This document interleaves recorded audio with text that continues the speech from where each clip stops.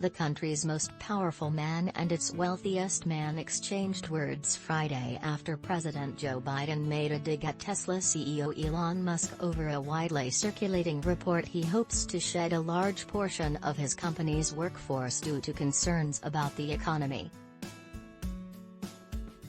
Biden and Musk have sparred previously. Last year, the president didn't invite Tesla to a White House event on electric vehicles despite Tesla being the largest electric vehicle manufacturer in the country. Musk has accused Biden of shunning his company numerous times, and has become more vocal recently in expressing disdain for Biden's Democratic Party. However, Musk, whose bid to buy Twitter remains pending, endorsed the billionaire Democratic Los Angeles mayoral candidate Rick Caruso in a Friday tweet.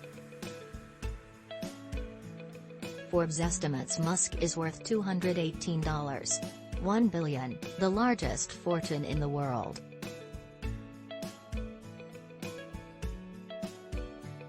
Tesla stock plunge erases $65 billion in value after Elon Musk flags super bad feeling about economy. Forbes Elon Musk reportedly wants to lay off 10% of Tesla's workforce as he frets about the economy. Forbes Musk endorses billionaire Caruso for Los Angeles mayor. Forbes.